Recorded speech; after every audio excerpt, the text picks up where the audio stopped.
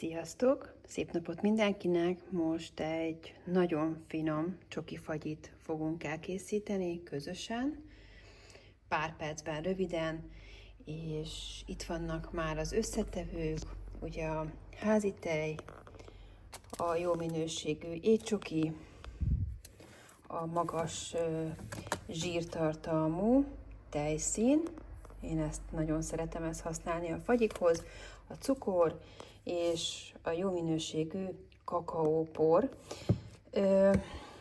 Törekedj arra, hogy minél jobb minőségű legyen a csoki, amiből dolgozol, magas kakaótartalommal.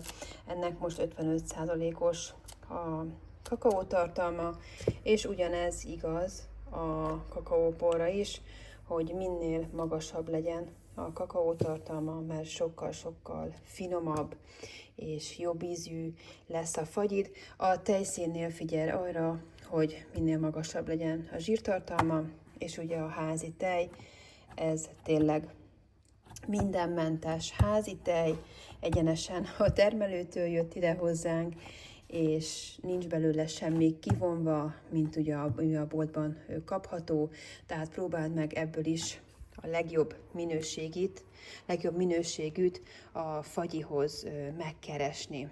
És ugye itt van az edényünk, ebbe fogunk majd dolgozni, és akkor kezdjük is el, és mutatom, hogy hogyan tudtok otthon egyszerűen egy mindenmentes, nagyon-nagyon finom, krémes csokifagyit készíteni.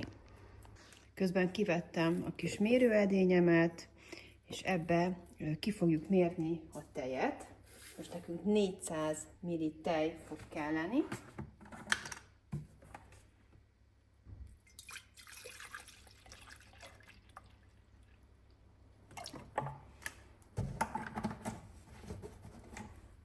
Ezt beletesszük ebbe az edénybe, és kimérjük a tejszínt, amiből 600 ml-t fogunk felhasználni.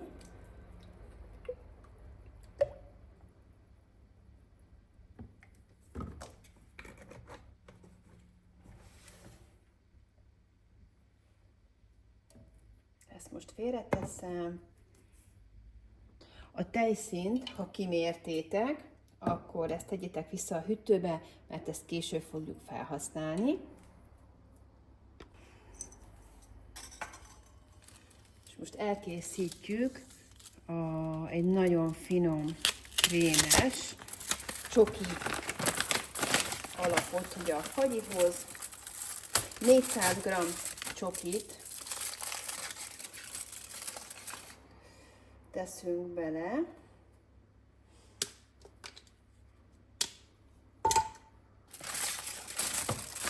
Ezt nyugodtan a tejbe csak beletörlelitek.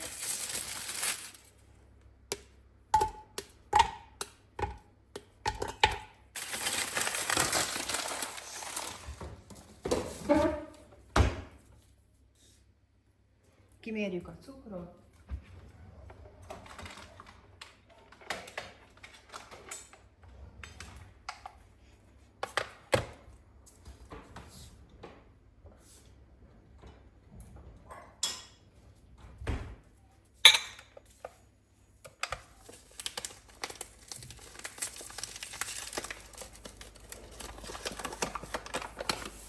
...160 g cukrot teszünk bele.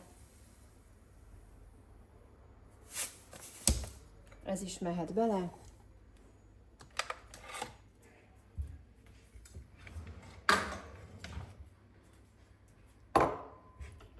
És elkezdjük melegíteni.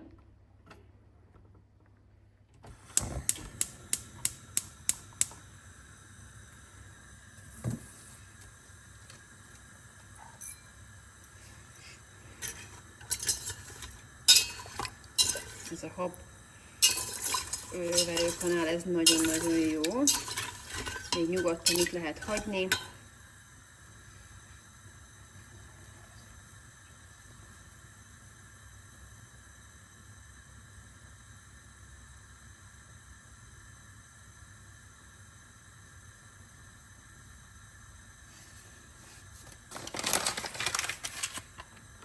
Amíg melegszik a tej, addig kimérjük a kakaót, egy edényt kitárazok, és 30 grammot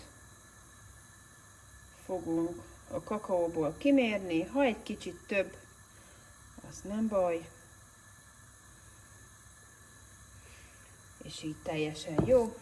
Ezt félretesszük, és amikor a tej és a csoki és a cukor felolvadt, akkor fogjuk majd hozzáadni a kakaóport. Itt már lehet látni, hogy nem kell sok idő, és nagyon gyorsan elkezd olvadni a csokink. Igaz, hogy most nagy lángon is van a tűzhely. Kicsit lejjebb veszem.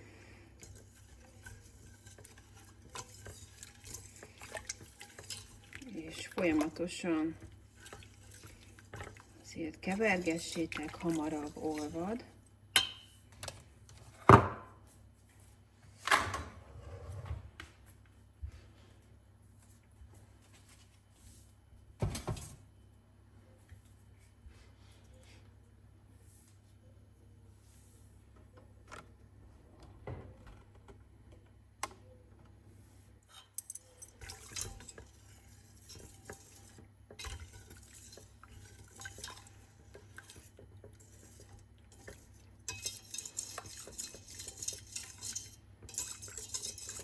Tehát itt a lábosba most beletettük a tejet, az összedarabolt csokit és a cukrot. Ezt most felolvasztjuk, és amikor ez felolvad, akkor fogjuk beletenni a kakaóport, és csomómentesre keverjük.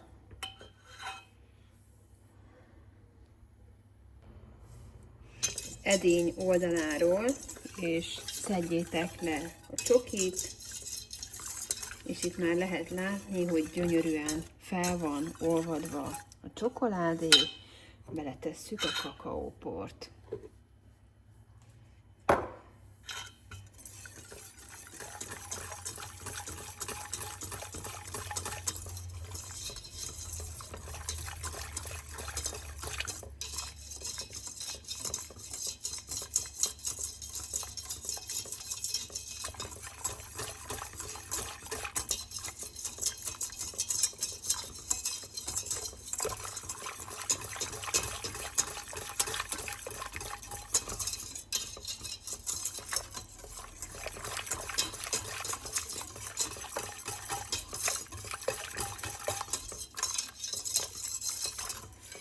Ezt nem kell sokáig melegíteni, egy olyan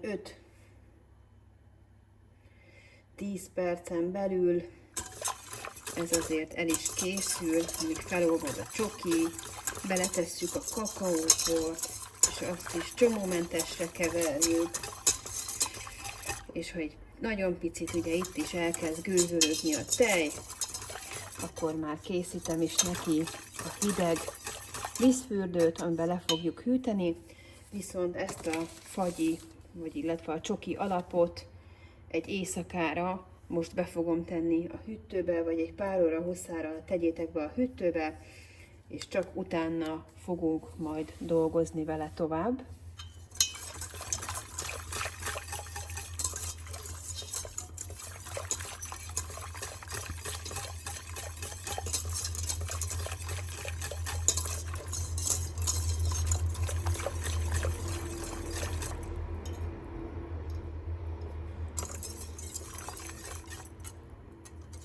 Nyugodtan készíthettek dupla adagokat is, mert nálunk is nagyon-nagyon gyorsan fogy a fagyi ilyenkor szezonban, és én is szoktam duplázni a mennyiségeket, és akkor ahogy a fagyigép ugye bírja, folyamatosan fagyasztom be, de egy-két napnál tovább azért ne tartsátok a hűtőbe a fagyi alapot, azért mindig fagyasszátok be.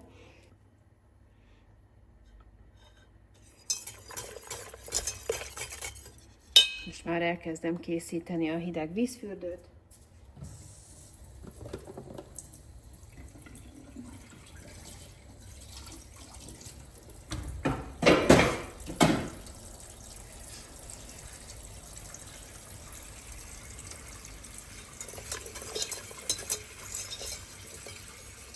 Itt már lehet látni, hogy elkezdett gőzölögni a tej, és már visszük is. Elzárom a hideg vízfürdőbe.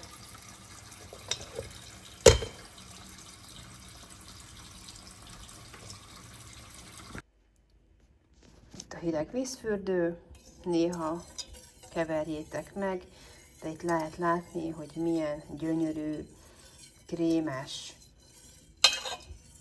csoki alapot készítettünk. És ha ez itt lehűl, akkor még egy pár órára be tudjátok tenni a hűtőbe. Sokkal könnyebben fog vele dolgozni a fagyigép, hogyha le van hűtve ez a csoki alap is, és minden fagyi alap lehűl rendesen, sokkal könnyebben és gyorsabban fogja majd befagyasztani nekünk a fagyigép. Fagyigép nélkül is lehet, viszont én nagyon szeretem fagyigéppel fagyasztani, mert akkor krémesre és levegősre fagy be a fagyi, de megoldható fagyigép nélkül is, de akkor a fagyasztóba néha keverjétek át a fagyi alapot, és csak úgy tudjátok akkor befagyasztani. Tehát amikor én a fagyigépbe teszem, akkor ti beteszitek a fagyasztóba, és ott néha egy 10-15 perc után átkavarjátok, és így is be tudjátok fagyasztani a fagyit. De én nagyon-nagyon szeretem a fagyigéppel fagyasztani, mert sokkal krémesebb, lágyabb, levegősebb lesz a fagylalt, és a tömege is változik. Itt van akkor nekünk másnap, ez a lehűlt csoki.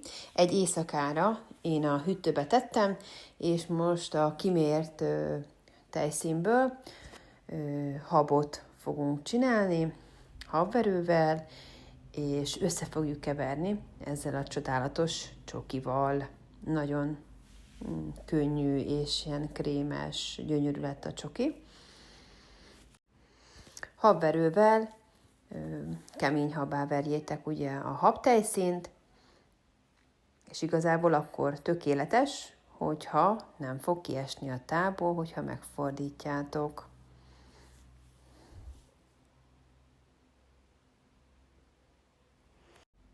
Ez egy pár perc lehet, de fogjátok látni, ahogy kezd kemény habbá alakulni ez a habtejszín.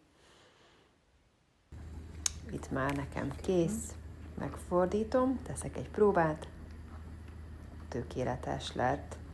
Most akkor jöhet bele ez a csokoládé, nagyon-nagyon szép.